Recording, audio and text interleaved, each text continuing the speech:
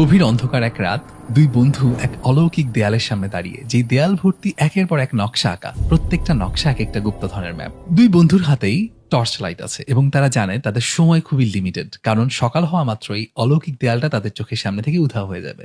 So এই অল্প সময়ের মধ্যে তাদেরকে যতটুকু সম্ভব নকশা মুখস্থ করে নিতে হবে, যেন পরবর্তীতে সেই গুপ্তধন খুঁজে বের করতে পারে। দুই বন্ধুর মধ্যে এক বন্ধু অনেক বেশি অ্যাচিভ করতে চায়, সবকিছু পেতে চায়, তাই তার মনে হতে লাগলো সবগুলো নকশা তার মুখস্থ করতে হবে। সে বিক্ষিপ্তভাবে একের পর এক টর্চ লাইট ফেলতে লাগলো এবং অনেকগুলো নকশা দেখতে লাগলো, মুখস্থ করার চেষ্টা করতে লাগলো। আর অন্য বন্ধু কি করলো জানেন? সে বুঝলো যে তার হাতে সময় লিমিটেড এবং সে মনে রাখতে পারবে সবগুলো না, যে কোনো একটা বা দুইটা। তাই সে পুরো সময় ফোকাসড হতে যে কোনো একটা নকশার উপর টর্চ ফেলে রাখলো এবং সেই নকশাটা সে পুরোপুরি আত্মস্থ করার চেষ্টা করলো। সকাল হয়ে গেল, দেয়ালটা উধাও হয়ে গেল।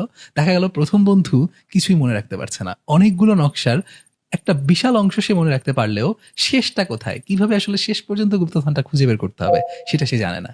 কিন্তু অন্য যে বন্ধু, সে সব জায়গায় ফোকাস করেনি, একটাতে ফোকাস করেছে, কিন্তু সেটার একদম শেষ পর্যন্ত সে জানে। ফলশ্রুতিতে সে শেষ পর্যন্ত গুপ্তধনটা খুঁজে বের করতে পারলো। খেয়াল করলে দেখবেন আমাদেরও কিন্তু এমন হয়, একই সাথে অনেকগুলো প্রজেক্ট করতে ইচ্ছা করে, একই সাথে অনেকগুলো ক্যারিয়ার ট্র্যাক আমাদের পার্সু করতে ইচ্ছা করে। কিন্তু এই প্রথম বন্ধুর মতো আমরা যদি আমাদের টর্চ লাইটটা, অর্থাৎ আমাদের যে ফোকাস আছে, সেটা বিভিন্ন জায়গায় বিক্ষিপ্তভাবে ছুঁড়ে মারতে থাকি, তাহলে দেখবেন শেষ পর্যন্ত এনার্জি, সময় সবকিছু খরচ হয়ে গেছে, কিন্তু কোনো একটা পাথে, কোনো একটা প্রজেক্টের আলটিমেট যে সাকসেস, সেটার আমি অ্যাচিভ করতে পারিনি।